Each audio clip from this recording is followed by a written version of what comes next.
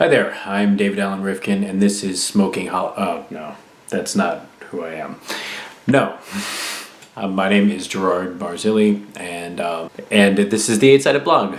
And today I would like to talk about something that actors out here in LA, and maybe possibly in other cities too, New York, Chicago, Boston, wherever there's something that's going on regarding the entertainment business, go through. And that is the process of casting director workshops. Now, this is something that I personally first started doing or heard about in 2005 or so. I think it had been going on for several years before that. And lately there's actually, for the past 5 years or so, there has been a lot of talk about whether it's legal, and there's been a lot of I think cease and desist, at least here in the city of LA, trying to shut it down, and that has led to a lot of debate. Now, LA may have issued ordinances to try to shut it down, but nothing has really been enforced. It's just kind of been more gestures instead of actually doing something. So what I'd like to talk about is how I have come to feel about these workshops. And initially, when they first started out, I was involved with them in 2005, 2006. I was actually booking work out of them. They were great, like actual, sure, you were paying something and essentially paying to audition, but they were actually getting casting directors in charge of, the main people in charge of casting offices or associates that were working. They were actually out there looking for actors. I got called in by departments, major departments working on soap operas and other TV shows. I got cast out of that. I got cast for some features as well as that, and got to audition for some features, and so that was all good. It was actually a networking opportunity where I got to go out and meet people and get into places where I normally wouldn't get into. Unfortunately, the state of the way things are now is that it has become a very cynical business. Basically, it is a lot of lower level people, either lower level casting assistants who really don't have any power to bring anybody in, or it is people, C-level agents that really aren't making enough money pitching people, and then get to go to these workshops several times a night and get paid $500 to do the workshop. And that's great, and then of course there are all these disclaimers now that says this is not an audition, but we all know why people are going to them. Actors are going to them and considering this, number one, an acting class, which it is not. If anything, it's a networking opportunity. And number two, they're considering it an audition. And it's none of those things, because nothing is ever going to come when someone is just being paid to watch your work, when they are not, contributing money to see your work, or at least contributing their time, of their own free will. They're being paid to come and watch you.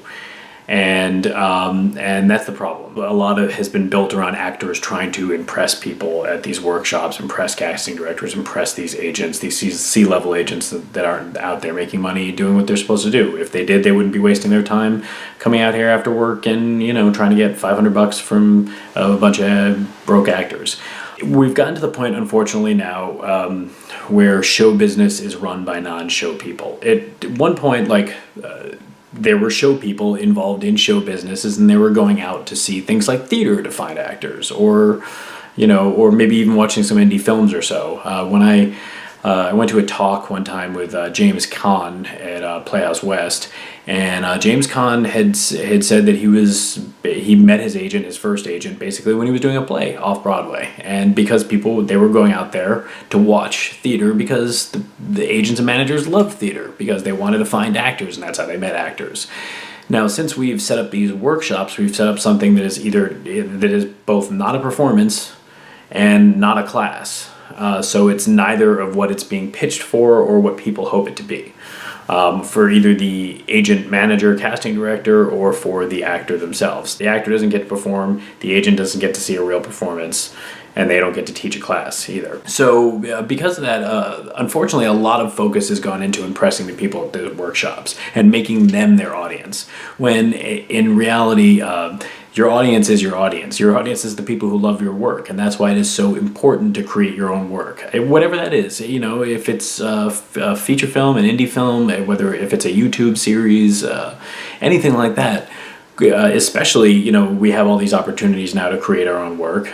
Create that value. Create your audience. That audience who will come back and watch you again and again and again makes you, you know, gives you value. Gives you value to agents and managers, and then these folks will come to you because you have created value, and that then will give you control over your own career. You set your prices. You know, people have to come to you now and impress you, and they have to impress you because you have created value. You have an audience, and at the end of the day, it is all about the audience. It's all about telling stories and, you know, finding more people just to watch you, just the same way as it was in Shakespeare's day. So I think we've gotten a little bit lost, and in the acting community here, especially in film and TV, by basically making our audience only people who are going to these workshops, who may not be the highest caliber of people, who may not be people you want to work with at all, because they don't see your value and you're not showing them value. So in the end, it is important to create your own work. Find your audience, create your own value. And that's my 2 cents. I am Gerard Marzilli of 8-Sided Films.